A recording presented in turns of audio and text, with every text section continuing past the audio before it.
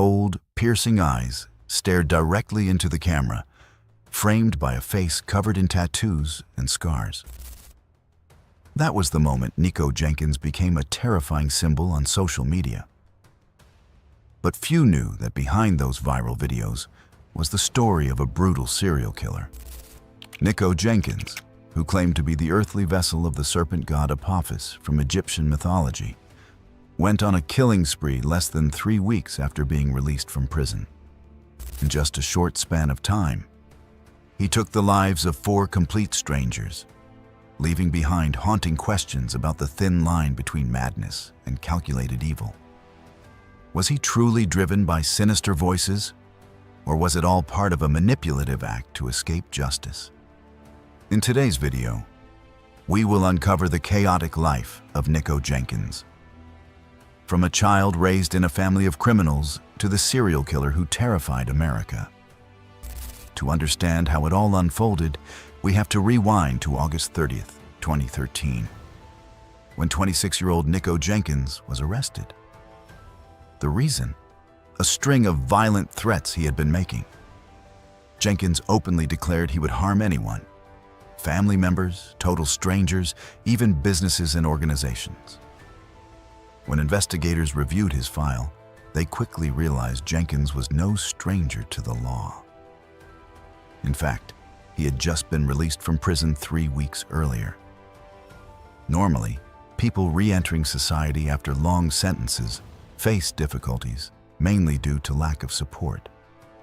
Detectives expected to hear the usual excuses during interrogation. But what followed shocked them all.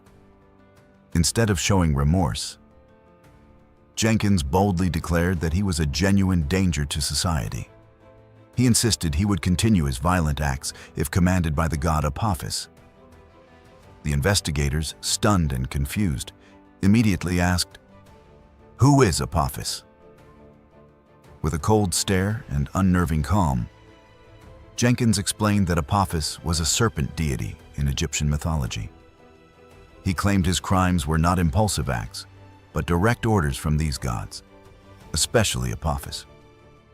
According to his confession, it was Apophis who had commanded him to carry out the 4 brutal murders that had just taken place. The interrogation room grew tense.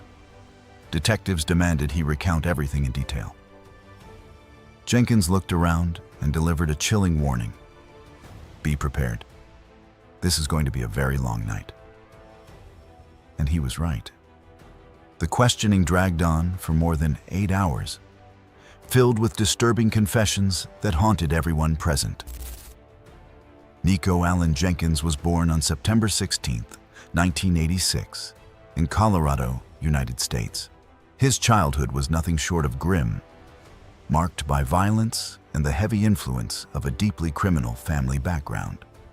Police records revealed that at least 38 members of his extended family had been linked to serious crimes, making the Jenkins clan infamous in their community. For Nikko, crime was ingrained in his blood from the very beginning. From his earliest years, he was surrounded by unlawful behavior. Instead of warm family gatherings, his relatives often convened to plan robberies and other illegal activities. Growing up in such an environment left deep scars on the young boy, shaping a twisted and broken personality. One alarming incident occurred when Jenkins was only 7 years old. He brought a loaded handgun to school. At first, his classmates, thinking it was just a toy, were excited. Thankfully, one observant student realized the danger and immediately told a teacher. The weapon was confiscated, and the school notified his parents. Shockingly, their indifferent reaction showed that his family was far from being a protective environment. When psychologists and social workers questioned young Nikko about the gun, he gave a strange explanation. A mysterious voice had ordered him to bring it. At the time, this was dismissed as mere childhood imagination. But no one could have predicted that Nikko's so-called imaginary friend carried such a sinister and dangerous weight.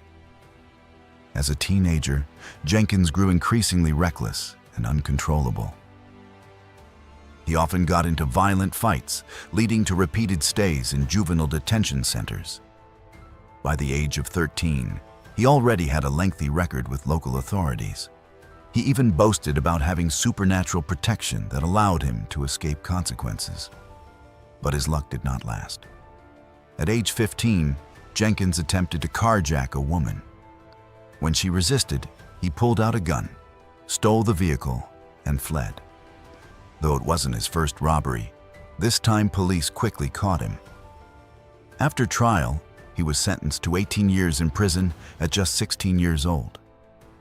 Prosecutors emphasized his severe violent tendencies, arguing that Jenkins had no interest in rehabilitation and needed to be separated from society.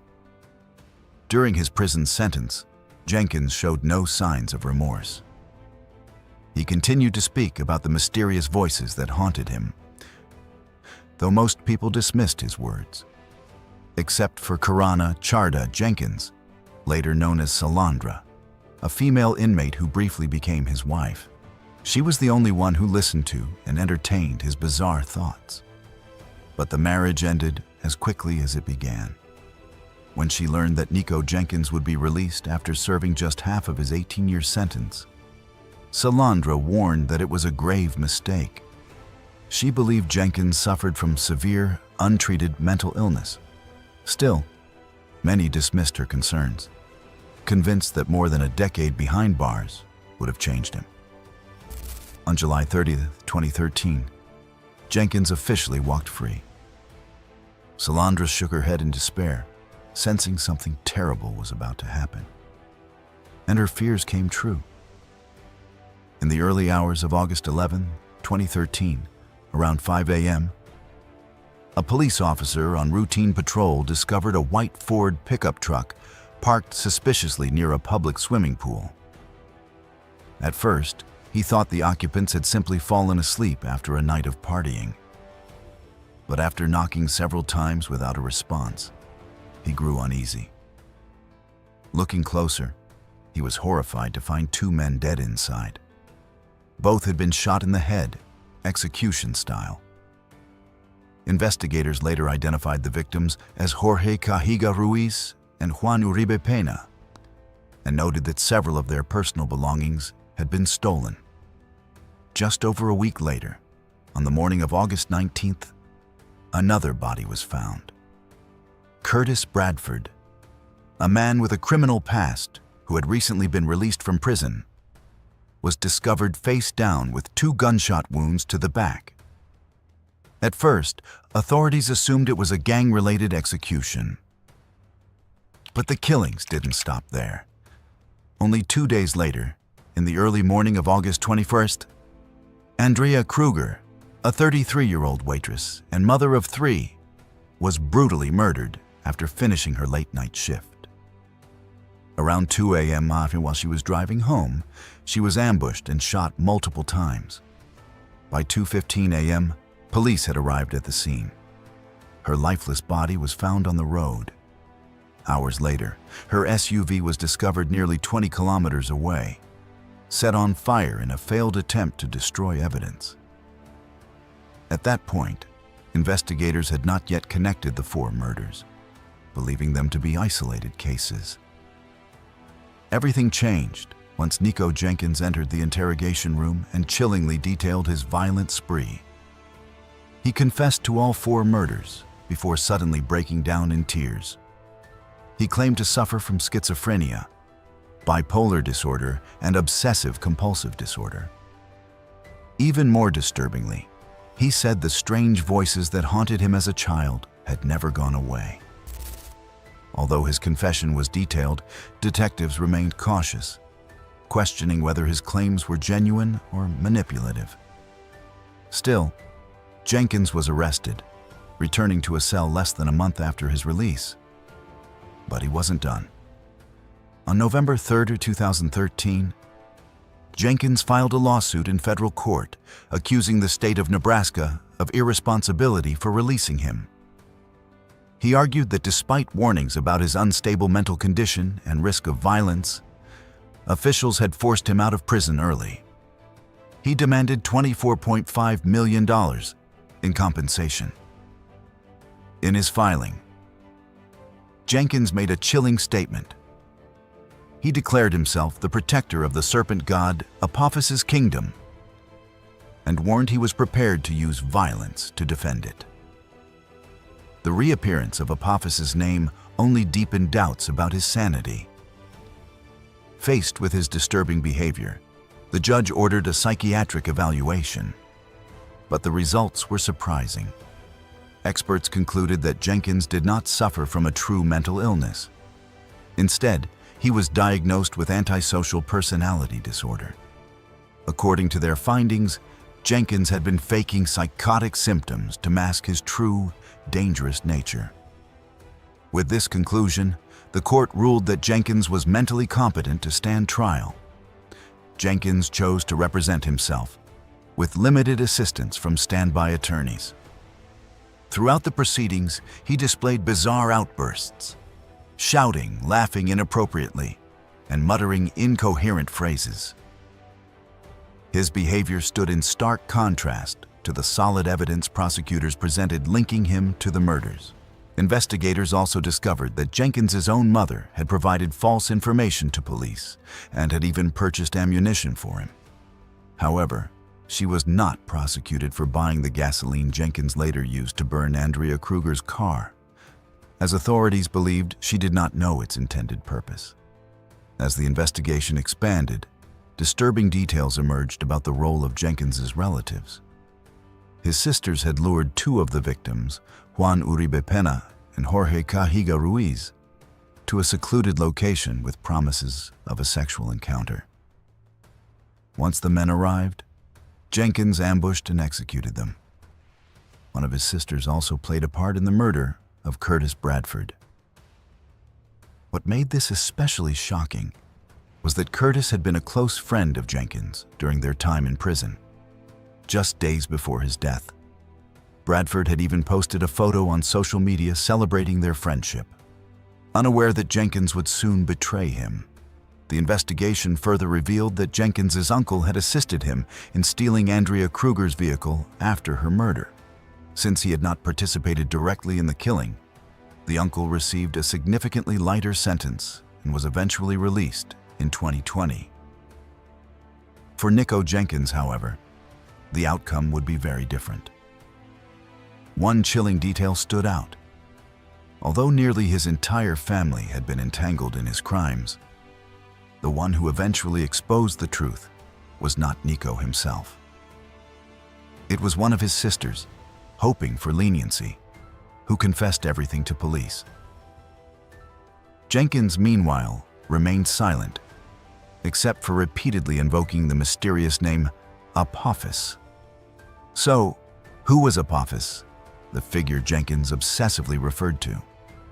In ancient Egyptian mythology, Apophis, also called Apep, was the embodiment of darkness and chaos, a colossal, immortal serpent whose mission was to prevent the sun god Ra from rising, plunging the world into eternal night.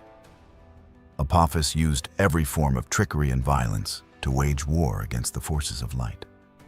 Though he never achieved complete victory, he could also never be permanently destroyed.